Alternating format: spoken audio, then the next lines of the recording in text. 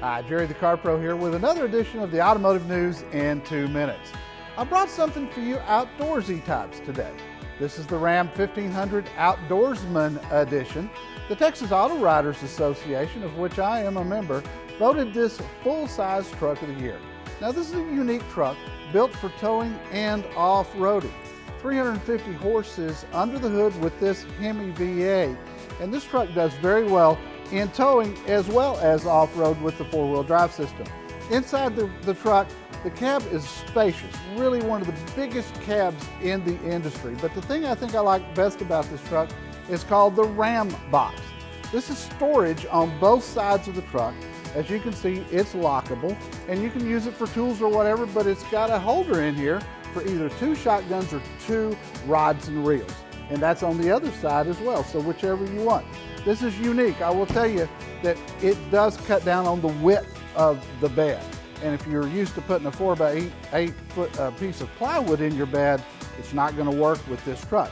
Inside it's got standard electric plugs. Brilliant idea. It's just like the ones you use at your house. You can plug in your cell phone or your computer. You could even plug in a blender there. There are a few things I think they could have done better, I got to tell you though. The interior, very plasticky in some places, and this truck comes with cloth seats.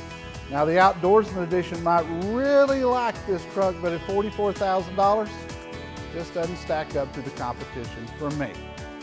A Ram competitor became the subject of a recall this week, and we saw a lot of recalls this week. Ford recalled 144,000 F-150 trucks due to a short circuit that could unintentionally deploy the airbags. That's never good. In most of the reported cases, Ford said the airbag deployed just a few seconds after the trucks were started. Toyota had some issues this week too. The company is recalling more than 2 million vehicles to check that the accelerator pedals don't get stuck on the floor mats or the carpeting. This is part of the recall they did last year. It's also recalling 44,000 Highlander hybrids due to a stalling problem, and Honda got drug into it too. They're recalling nearly 700,000 Fit subcompact cars, also for a very similar stalling problem.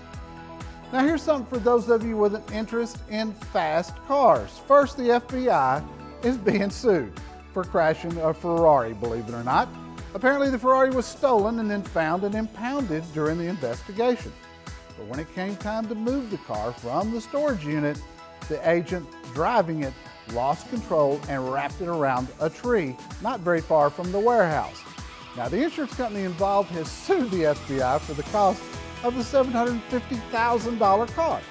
It appears criminal investigations and federal exemptions could keep the FBI from having to pay the damages, but I think we'll see how this one plays out in court.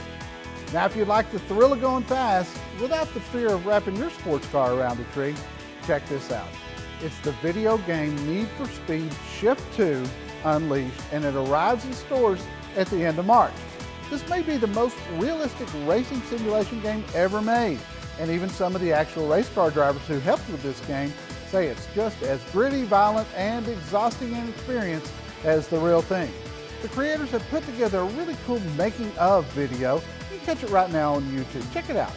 Catch me on the radio Saturdays in Houston, San Antonio, Austin, Los Angeles, Sacramento, Lubbock, Dallas, and Fort Worth. Check the website carproshow.com for show times and details. I'm Jerry the Car Pro. Have a great week.